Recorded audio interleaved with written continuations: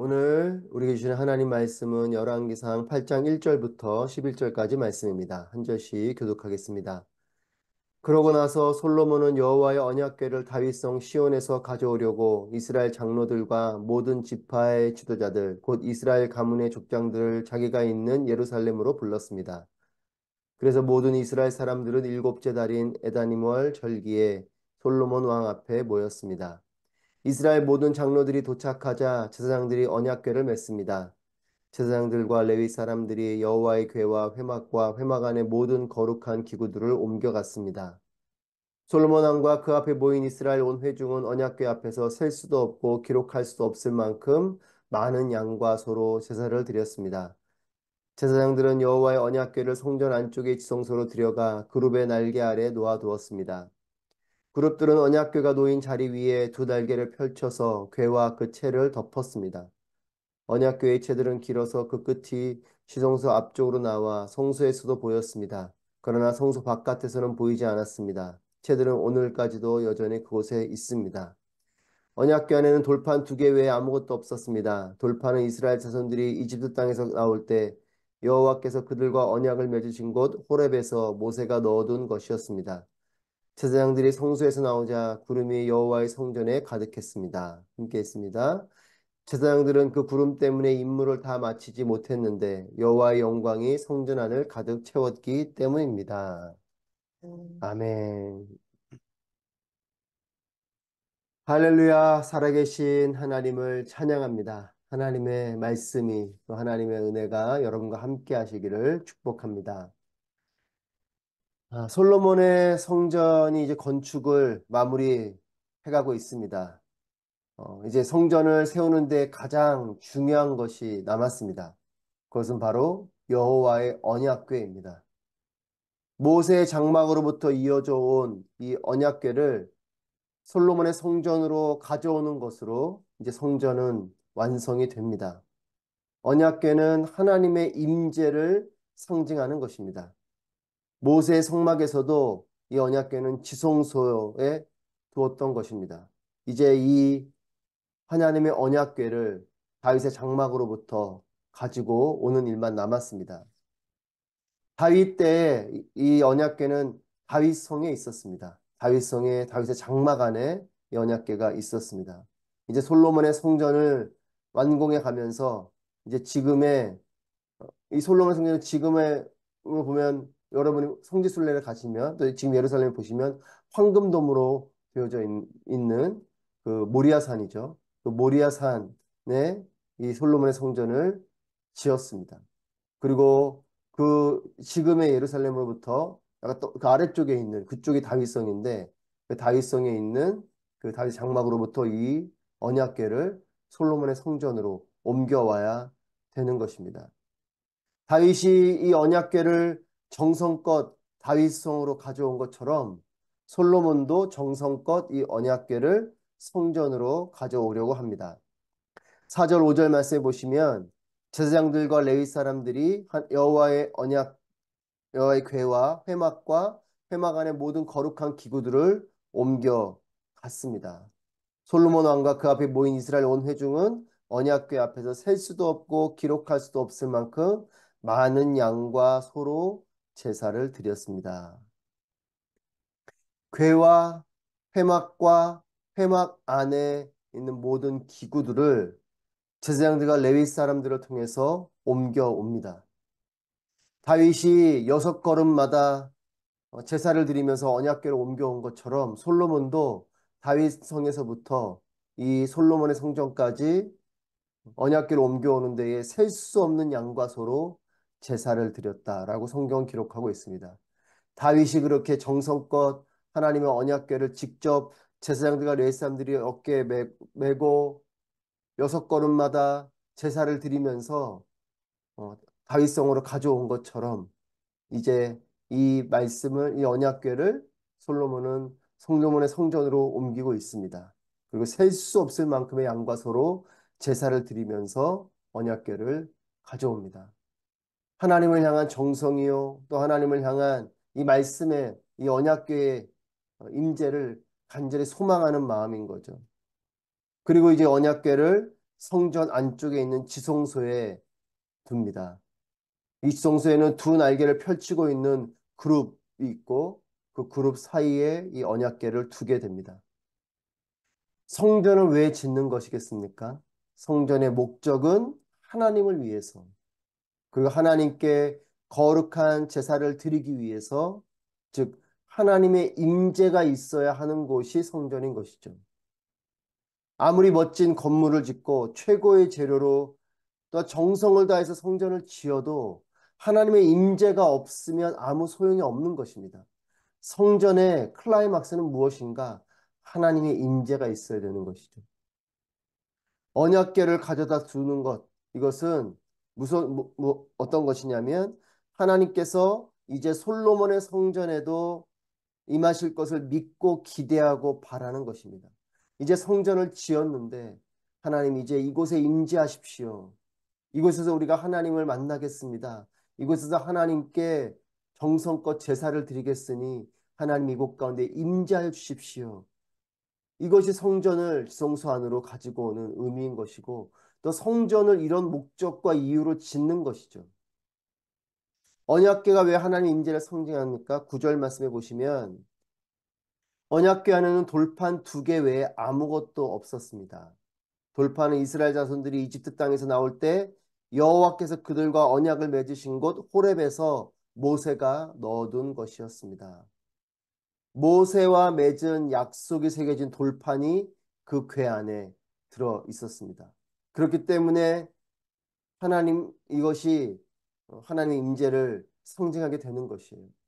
하나님은 인류를 창조하시고 아담 때부터 요청하신 것이 있습니다. 그것은 하나님께서 명하신 것을 지키는 것입니다.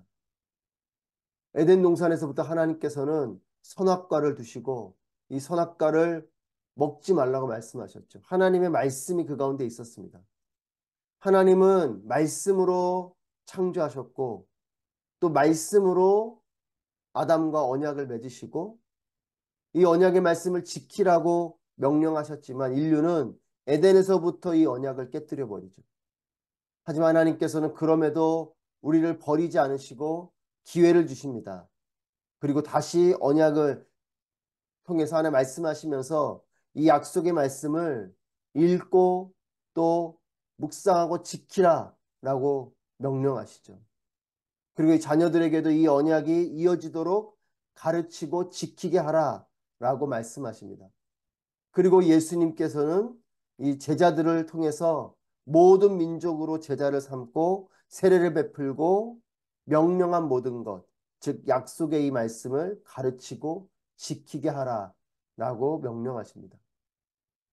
태초부터 하나님 말씀으로 역사하시고 인류를 만드신 이 창조도 말씀으로 하시면서 이 창조된 인류와 함께 하나님은 또 말씀으로 언약을 맺으시고 이걸 깨뜨린 인류를 향해서 하나님 계속해서 말씀으로 언약을 맺으시며 모세를 통해서든 또 선지자를 통해서든 끊임없이 하나님께서는 말씀을 하시면서 이 말씀을 지키라고 명령하십니다.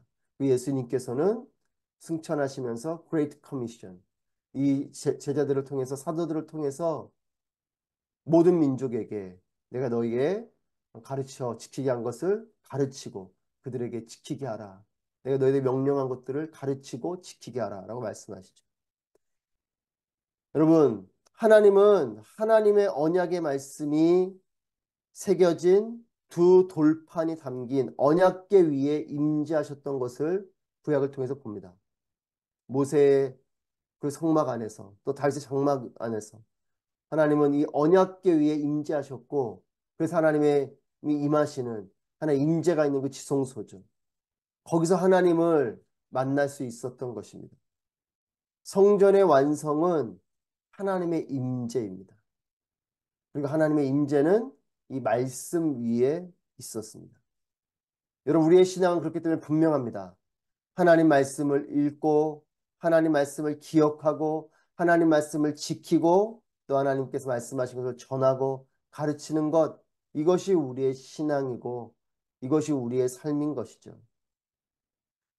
이렇게 하나님 말씀을 읽고 기억하고 지키고 전하고 가르치는 것을 통해 나아갈 때에 하나님께서 함께 하시는 삶이 되는 것입니다.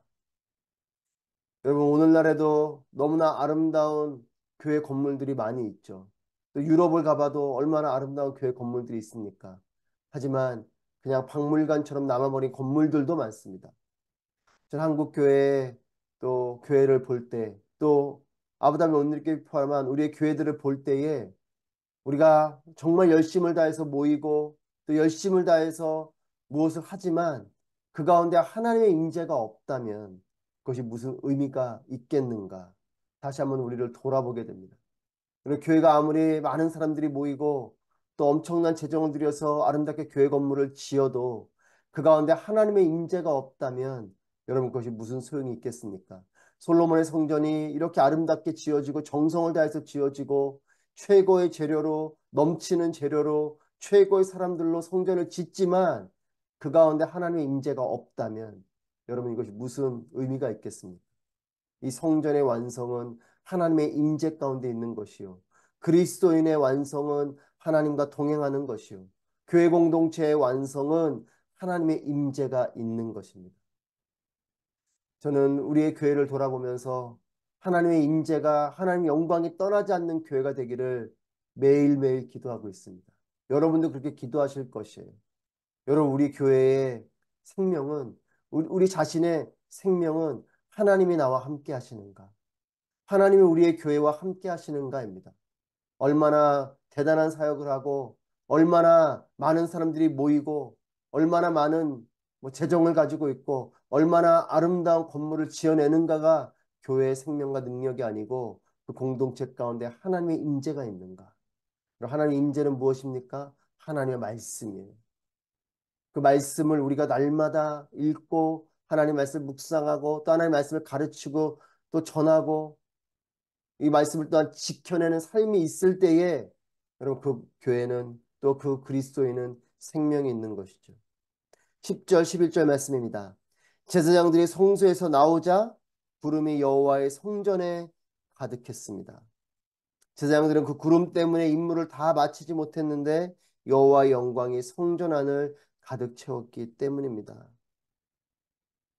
언약궤가 지성소 안에 놓여지면서 성전의 모습을 뭐라고 기록하냐면 하나님의 임재가 가득한 것으로 기록합니다. 하나님의 임재가 가득한 것을 구름의 모습으로 묘사하고 있어요. 구름처럼 빽빽한 이런 하나님의 임재가 이 솔로몬의 성전 가운데 가득했던 것이죠. 그리고 11절 말씀을 우리말 성경으로 우리가 보지만 어, 예전에 있는 성경의 기록이 조금 더 분명한데 서서 섬길 수 없었다. 서서 섬길 수 없었다. 여호와의 영광이 성전을 가득하니까 이 제사장들이 서서 섬길 수 없었을 정도로 이 여호와의 영광, 이 무게가 가득했던 것이 솔로몬의 성전이었습니다. 저는 제사장들이 능히 서서 섬길 수 없는 이와 같은 임재와 영광이 있는 우리의 공동체, 또 우리 예배가 되면 좋겠다는 마음이 있습니다. 물론 우리가 하나님 앞에 또 서서 예배드리고 또 섬기고 하지만 정말 하나님의 빽빽한 임재가 있을 때 이와 같은 일들을 우리가 경험한다면 얼마나 좋을까? 하나님의 살아계심을 이와 같이 경험할 수 있다면 얼마나 좋을까? 우리 예배를 드릴 때에 우리가 아무것도 할 수 없는 그저 하나님의 이 영광 앞에 아무것도 할 수 없이 엎드러질 수밖에 없는 여러분 이런 영광이 우리에게 있다면 얼마나 좋을까? 이런 소망을 갖게 됩니다. 사랑하는 여러분, 하나님을 구하는 것, 이것이 진정한 신앙생활임을 다시 한 번 더 우리의 마음 가운데 새기기를 원합니다. 보여지는 것 중요하겠지만 이것보다 더 중요한 것은 보이지 않는 하나님이시지만 이 하나님이 나의 삶 가운데 임재하는 것이에요. 우리가 구해야 될 것은 여러 가지가 있지만 가장 우선으로 구해야 될 것은 하나님인 것입니다. 하나님을 구할 때에 우리 자신이 의미가 생기는 것이고 하나님을 구할 때에 교회 공동체는 진정한 생명이 생기는 것입니다. 하나님의 임재 이것은 하나님의 말씀 위에 있는 것임을 다시 한 번 더 깨닫습니다. 여호와의 언약궤가 지성소 안에 놓여질 때에 구름같이 빽빽한 임재가 있었던 솔로몬의 성전.